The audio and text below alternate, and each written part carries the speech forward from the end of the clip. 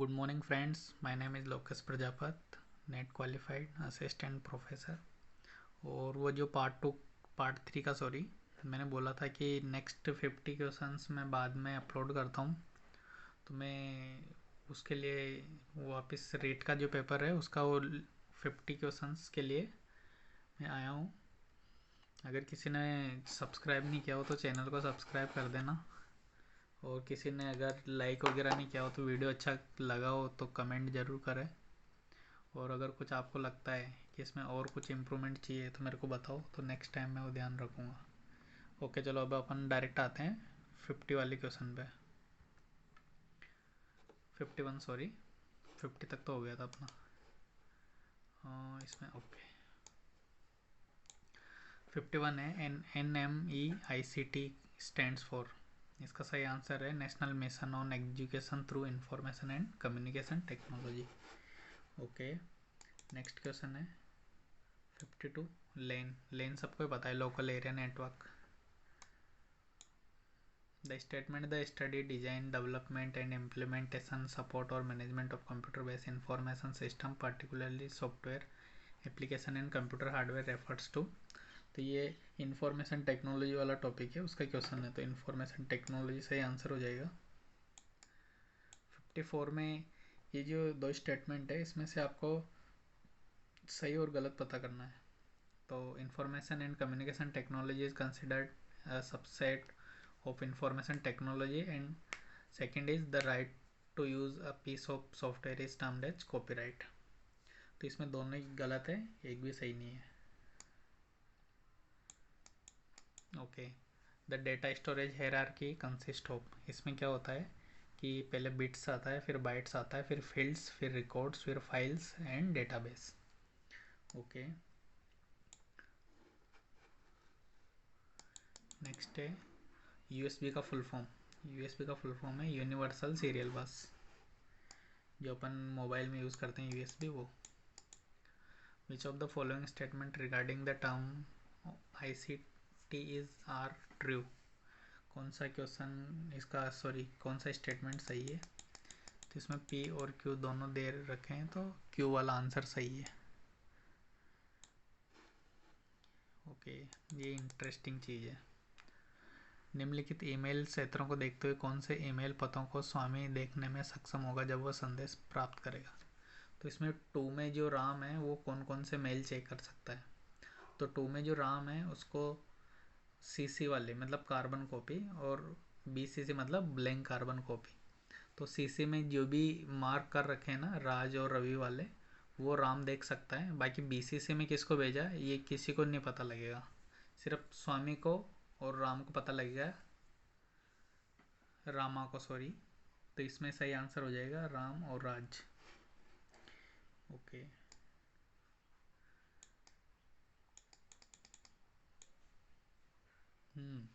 इसमें वो जो सेम क्वेश्चन है जो हेरार के आया था कंप्यूटर सिस्टम में, तो इसमें आपको ऐसे सीक्वेंस में डालना है।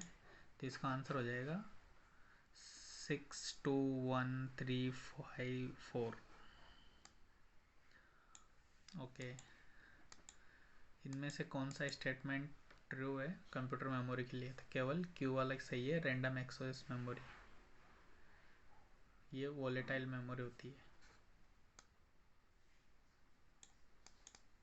Which of these is the external sound present in the channel of communication? जब अपन जैसे मैं वीडियो रिकॉर्ड कर रहा हूँ तो कुछ आउटसाइड जो नॉइस वगैरह आ रहा है, शोर वगैरह हो रहा है, तो वो एक एक्सटर्नल साउंड आता है जो कम्युनिकेशन चैनल में डिफर करता है। 62 बोलता है कि in which of this problem is the actual message lost in the abundance of transmitted information? क्या होता है जैसे आपने किसी फ्रेंड को कोई बात बोल लिया, वो आगे जाके किसी और को बोल रहा है, फिर थर्ड को बोल रहा है, तो उससे क्या होता है कि वो इन्फॉर्मेशन जो है एक्चुअल मैसेज वो फिल्टर होते जाता है, और लास्ट में सामने लास्ट वाले को तो पता नहीं क्या पता लगता है। तो डेटा फिल्टरिंग इज, इसमें क्या होता है कि इसकी एक्चुअल मैसेज लॉस्ट हो जाता है।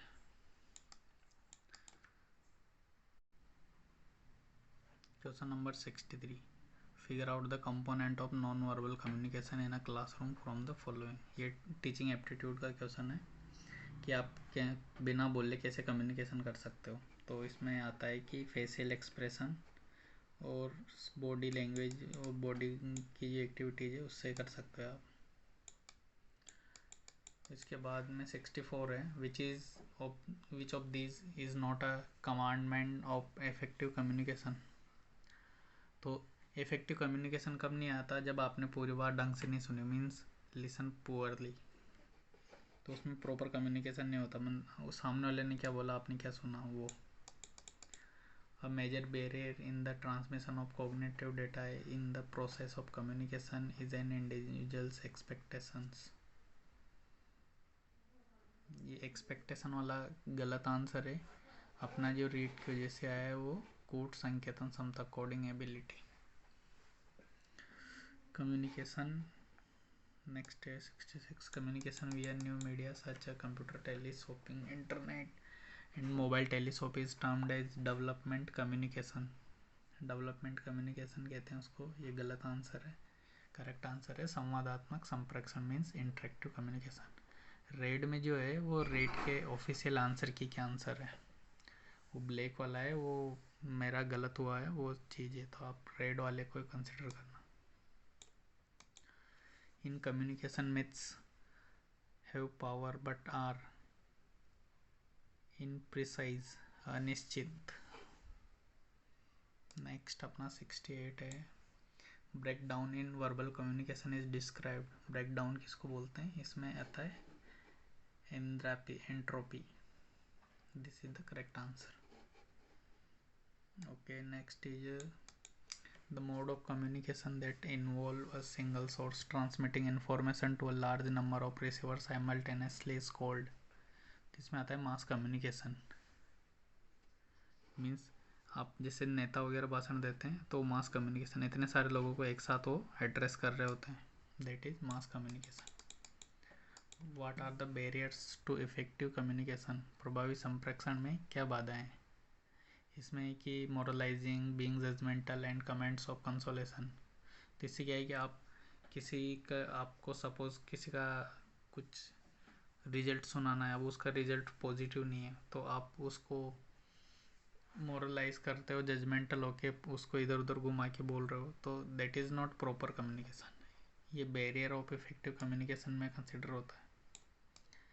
ये 71 से 75 जो क्वेश्चन है, ऐसे आपका टेबल आएगा और उसमें से क्वेश्चन पूछे जाएंगे। तो ये आप मैथमेटिकल है तो ये आप कर लेना भले। इसको मैं थोड़ा यहाँ पे पॉज कर लेता हूँ, अगर आपको नोट डाउन करके करना हो तो देख लेना।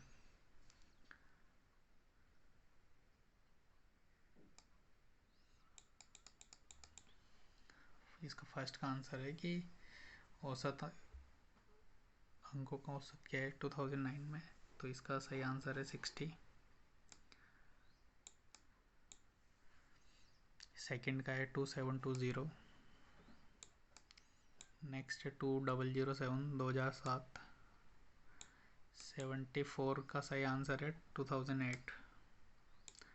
Highest score is 97।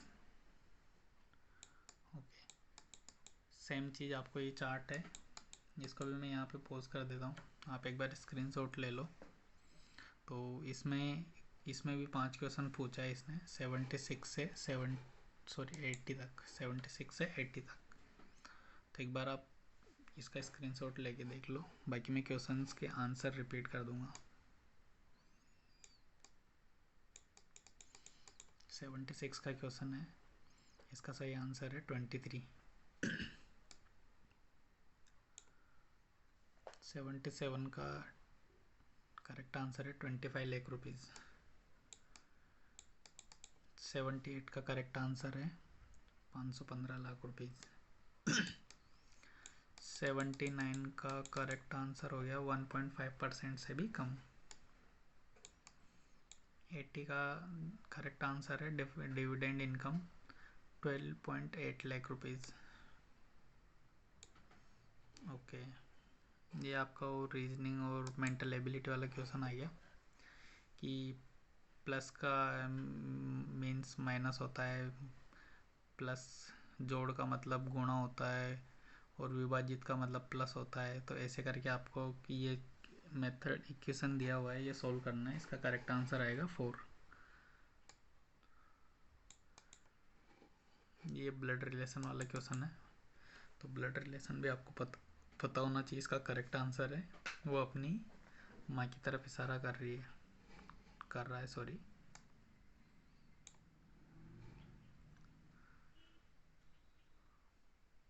ओके,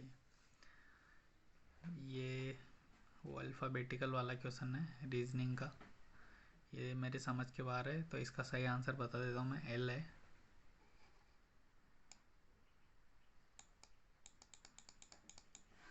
और ये भी वो सेम क्वेश्चन है, पेन को टेबल कहते हैं, टेबल को पंखा कहते हैं, पंखे को कुर्सी कहते हैं, तो व्यक्ति किस पे बैठेगा? छत पे। सही आंसर ये हो जाएगा। ओके, ये भी आप कॉमन सेंस से आंसर दे सकते हो, 18 इसका करेक्ट आंसर है।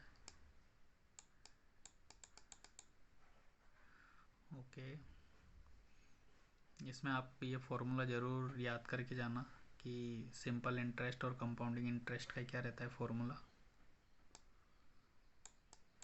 और एक ये क्वेश्चन भी मेरा गलत हुआ था कि किसी ट्राइंगल त्रिभुज की भुजाओं का अनुपात ये है, क्षेत्रफल इतना है, तो सबसे बड़ी भुजा की लंबाई। तो ये वाला एक क्वेश्चन आप भी इसके फॉर्मूले चेक कर लेना।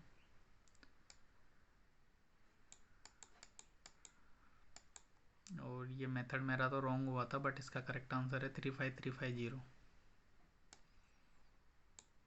89 में है, ये मैथ्स का क्वेश्चन है 89।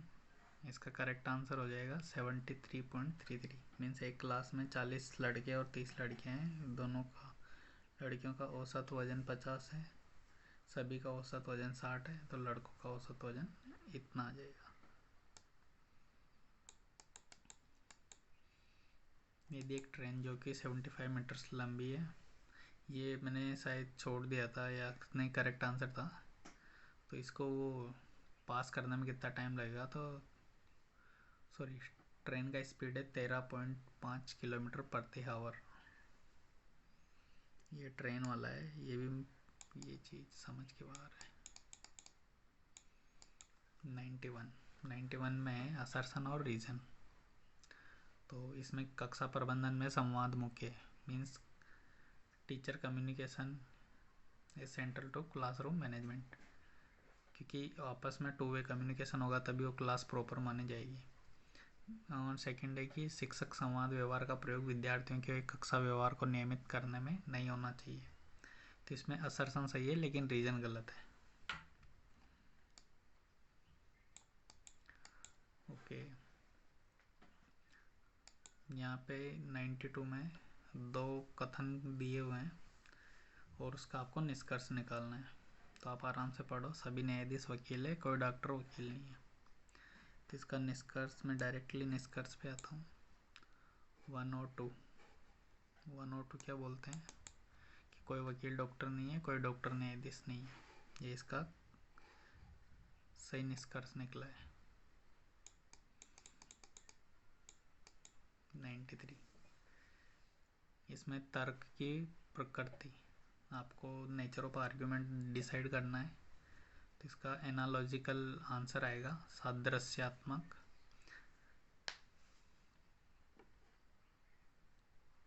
आप पॉज करके पढ़ सकते हो अगर मेरा स्पीड ज़्यादा है तो।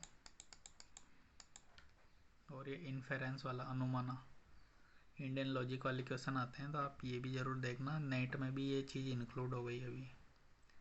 इसमें मध्य पद साध्य पद के बीच अपरिवर्ती सवर्तीता, तो इसको सही आंसर माना जाएगा। 95 जो है, 95 भी वही है कि आपको सही निष्कर्ष निकालना है।